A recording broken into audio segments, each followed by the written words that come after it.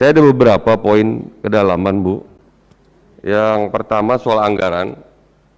Soal anggaran, tadi paparan yang lembut dari Pak Sekjen ya, kurang bersemangat kelihatannya. Ya. Saya melihat begini Pak, ini angka demi angka, kita melihatnya sepertinya, saya ingin bertanya ke Pak Sekjen, ini angka ideal nggak untuk pelayanan kita di khususnya Satker Perwakilan? Karena kalau kita lihat sebenarnya kita standar sekali dari sisi kepemilikan aset, perbaikan aset, pelayanan dan seterusnya, termasuk mohon maaf penampilan para staf lokal, diplomat kita yang ya kurang neces lah, ya kelihatan lesu, letih, lelah gitu, kelihatan dari apakah tidak puas mereka. Nah ini angka 5, sekian triliun besar, tapi itu kan dibagi 200 sekian negara Pak. Jadi saya beberapa kali ikuti Menlu ke Menlu, umumnya Menlu nggak terlalu mau eager untuk mencari peluang-peluang anggaran di Republik ini Pak. Jadi terima apa adanya aja gitu. Nah sementara fungsi yang utama dari satker-satker ini tidak ada urusannya dengan perasaan. Itu dengan kepentingan negara kita, khususnya target Presiden Jokowi untuk menambahkan peran diplomat kita untuk menguasai peran ekonomi. Yang saya tahu di kurikulum Bapak nggak ada itu. Saya cek di kurikulum sekolah diplomat nggak ada untuk marketing. Tapi Presiden berkali-kali meminta ya fungsi saudara-saudara sekalian untuk bisa menjadi salesman, jadi marketer untuk mendapatkan apakah devisa, apakah menarik wisman dan seterusnya. Ya walaupun ironis di sisi lain pemerintah ujuk-ujuk memberikan kebebasan visa hampir 200 negara. Saya kira rekor muri itu. Orang di mana-mana kita cari devisa, kita menggratiskan. Karena alih-alih katanya itu untuk melakukan percepatan peningkatan wisman dengan memberikan visa gratis. Saya nggak tahu teori dari mana tuh. Kalau kita digratiskan ke Afrika yang wilayah berpenyakitan sana dalam tanda petik, oh gratis visanya. Saya kira nggak ada urusan kita berangkat ke sana. Nah itu kehilangan kita lebih dari sekian triliun Pak, PNBP Bapak. Nah itu yang saya kira Bu Menlu mungkin sebelum mengakhiri sebagai Menlu ada baiknya melintasi batas psikologis juga di atas 10 triliun misalnya. Karena ini penting juga untuk meningkatkan gairah peran Menlu dan Kemenlu kita. Jadi jangan hanya beranjak di angka 2,9, 5,2 yang akhirnya kita hanya business as usual saja, berjalan dengan so-so saja. Ya sebagaimana Republik ini berjalan Pak, ya nggak ada apa-apain juga jalan juga, nggak ada pemimpinnya juga jalan juga, seperti autopilot gitu. Nah kita jangan autopilot, kita harus bergerak. Nah ini yang kedua, yang itu masalah anggaran. Yang kedua, ini kaitannya dengan G20. Kaitannya dengan G20 Bu Menlu. Lepas dari kita kurang bernasib, pada saat presidensi di tangan kita ada kasus Rusia Ukraina, saya pikir Bu, 5 bulan Pak Jokowi sebagai presidensi, apakah tidak mungkin Bu diberi peran beliau atau diajak untuk beliau untuk memainkan peran internasionalnya Bu, levelnya level presiden Bu, lepas berhasil enggak itu walau-walam Bu, tapi tunjukkan dong apakah bisa dengan model keluguan beliau ya dengan cara yang sangat humanis, siapa tahu bisa menyentuh hatinya presiden yang bersaudara antara Rusia dan Ukraina Bu. Saya lihat sama sekali tidak ada upaya ke sana. Saya tidak mendengar Presiden mengatakan saya ada di telepon Presiden Rusia, saya menelpon Presiden Ukraina, nggak ada. Yang beliau sebut adalah masalah ekonomi. Nggak ada hubungannya Pak, kita Pak. Orang Indonesia udah keburu susah, jadi udah biasa ekonomi susah. Ini peran dunia ini penting karena menyelamatkan kita semua Pak. 5 bulan Pak Jokowi sebagai Presiden, C-nya G20, do nothing Pak. Tinggal 5 bulan setengah lagi atau 6 bulan lagi ke November, habis. Kita baru, diperpanjang itu periodenya lain lagi. Ini kita bicara G20 dulu. Ini serius Bu. Saya sebagai kawan dari beliau, ini di mana sih masalahnya? Apa Ibu Menlu yang nggak mendorong nih? Kasih Bu, dengan keluguan beliau pasti ada faedahnya Bu. Masa Presiden Turki yang ambil peran? Masa Presiden Israel yang ambil peran? Masa Presiden Cina yang ambil peran? Presiden Republik Indonesia dong Bu, yang kebetulan ex officio beliau adalah presidensi dari G20, yang membersnya adalah satu dari itu adalah Rusia Bu, dan berperangnya dengan hampir semua dari G20 members Bu. Makanya saya sering juga mengatakan, ini kok kita hanya terbatas hanya penyelenggara saja, hanya sukses dalam I.O. saja. Beliau mungkin udah ada 3-4 kali ke Bali itu, meriksa bakau lah, meriksa inilah, meriksa ini. Yang nggak perlu diperiksa pun diperiksa. Nggak perlu Bu, Presiden nggak perlu meriksa-meriksa gitu.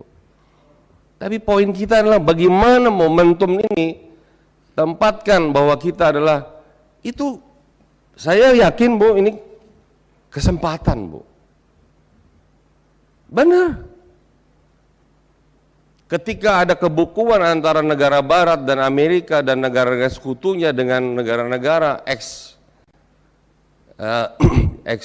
federasi negara-negara timur, dan ketika itu presiden kita menjadi presidensinya lepas dari G20 bukan adalah forum politik, tapi siapa yang bisa memisahkan ekonomi dengan politik Bu? Kenapa tidak diperani? Kunjung dong ke Rusia. Kunjung ke Rusia, ditemani oleh Menteri Luar Negeri yang hebat ini. Dia berfoto bersalaman seperti Ibu tadi aja Bu, itu nilai jualnya udah luar biasa Bu. Nilai jualnya luar biasa Bu. Nggak usah diajarin Pak Jokowi Bu, biarin Tuhan yang ngajarin dia Bu. Dia terus ke Rusia dan gak ke Ukraina Bu, ke Kiev Bu. Kita udah berapa kali sana, indah sekali tempatnya Bu.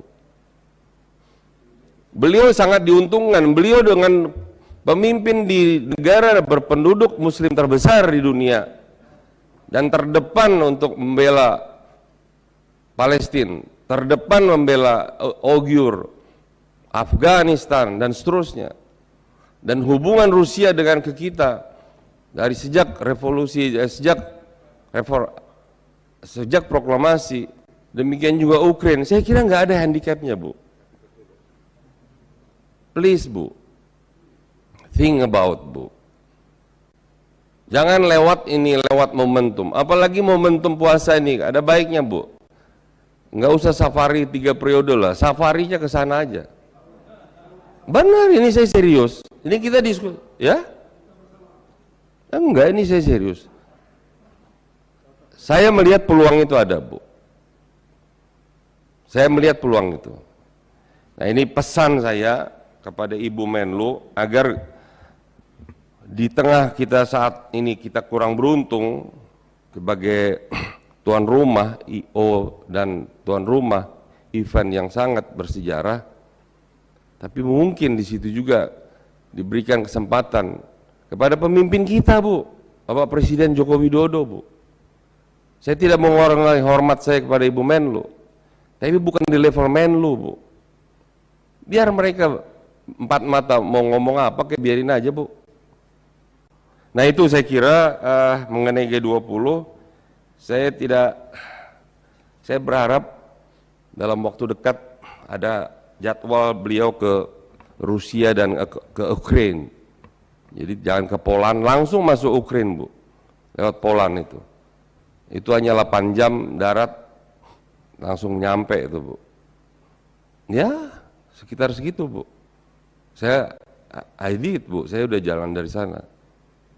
Saya kira nggak ada handicap. Sepanjang kita tonjolkan ini Indonesia nih, dengan presiden yang katanya dibangga-banggakan. Nah ini nih sosoknya. Ayo, ini sangat serius dari saya, Bu. Kemudian yang berikutnya, mohon izin nih pimpinan, saya agak tambah lagi. Saya bicara soal ratifikasi, Bu. Ratifikasi antara Singapura dengan Indonesia ini sejauh mana sudah? Maju, mundur, atau dibekukan nih, Bu? Nah kemudian masalah tadi, masalah SPMH. SPMH ini saya melihat begini, Bu. Lepas dari kita sudah memberikan respon dan kita orang yang tertib dan semua, tapi ini panggung, Bu. Ini panggung politiknya mereka. Ini kerja bukan kerja dadakan. Ini kerja puluhan tahun, Bu. Dari tahun 50-an mereka sudah bergerak. Nah, saya kira lepas dari kita tetap ikut berperan bermain di situ, Ibu juga harus bisa menyelesaikan satu dari yang belum Ibu penuhi ratifikasi mengenai penghilangan orang paksa di Indonesia, Bu. Satu-satunya mengenai Undang-Undang HAM yang belum diratifikasi oleh negara kita hanya itu, Bu. Saya nggak tahu masalahnya di mana, apakah di Kemlu, apakah Kumham, apakah di OJK, saya nggak tahu. Tapi please, Bu, jangan sampai kita bicara A, B, C, D, kita ada titik lemahnya, Pak. Kita belum ratifikasi, Pak.